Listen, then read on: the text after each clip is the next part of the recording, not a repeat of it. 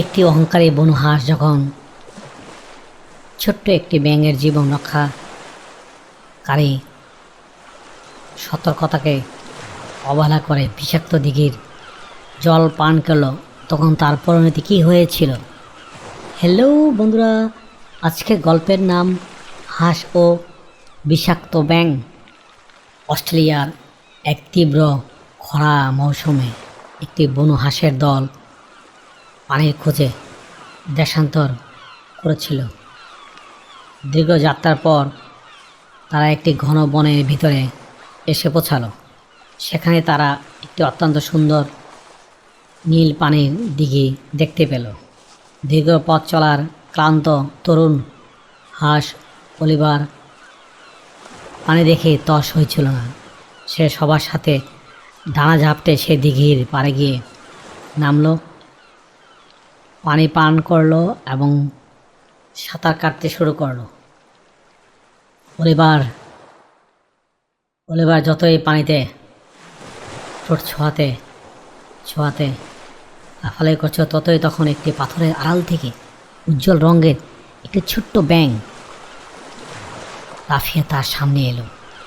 এই ব্যাঙের নাম উডি। উডি চিৎকার করে বলল, থামো তরুণ হাঁস, এই পানিতে একদম ঠোঁট ছুঁয়ো না। এ দিঘির পানি পান করতে সুন্দর হলে এটি আসলে একটি বিষাক্ত পুকুর। অলিভার অহংকার করে বলল, ধুৎ পুচকে ব্যাঙ, এত সুন্দর পরিষ্কার পানি কখনো বিষাক্ত হতে পারে না।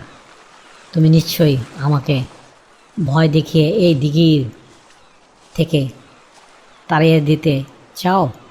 উনি তাকে অনেক বোঝানোর চেষ্টা করলো যে এই দিঘির নিচে এমন কিছু বিষাক্ত উদ্ভিদ খনিজ রয়েছে যা পানিকে বিষাক্ত করে তুলেছে। কিন্তু একগুঁয়ে অলিভার ব্যাঙের কথা শুনল না। সে ভাবল, এত বড় একটা হাঁস হয়ে সে কেন এতটুকু ব্যাঙের কথা শুনবে?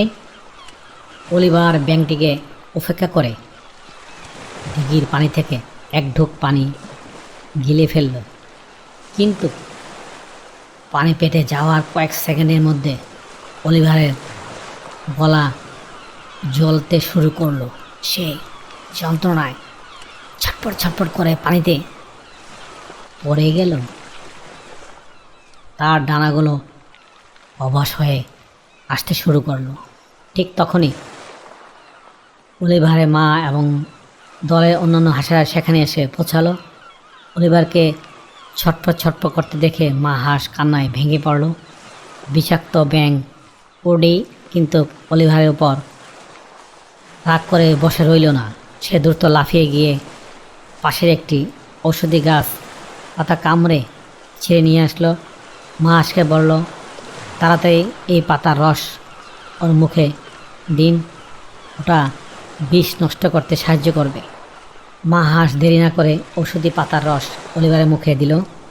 কিছুক্ষণ পর অলিভার আস্তে আস্তে সুস্থ হয়ে উঠল এবং তার শরীরের জ্বালা পড়া সাথে সাথে কমে গেল।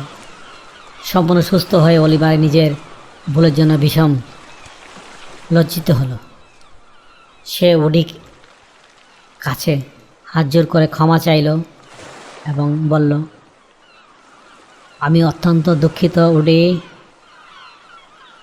তোমার আকার ছোট দেখে আমি তোমার সঠিক পরামর্শকে অবহেলা করেছিলাম।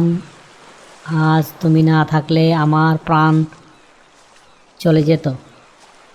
উডি হাসি মুখে তাকে মাফ করে দিল।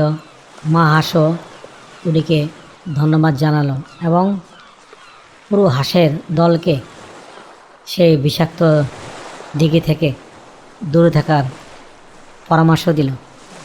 কোনো অচেনা জায়গায় ভ্রমণে অভিজ্ঞতা এবং স্থানীয়দের দেওয়া সতর্কতা এবং পরামর্শ সবসময় মেনে চলা উচিত, নতুবা যে কোনো সময় বড় বিপদে পড়তে হয়। হ্যালো বন্ধুরা, চ্যানেলটি সাবস্ক্রাইব করো এবং আমাদের গল্পের সাথেই থাকো, আবারও দেখা হবে অন্য কোনো গল্পে। Thank you for watching. Please subscribe.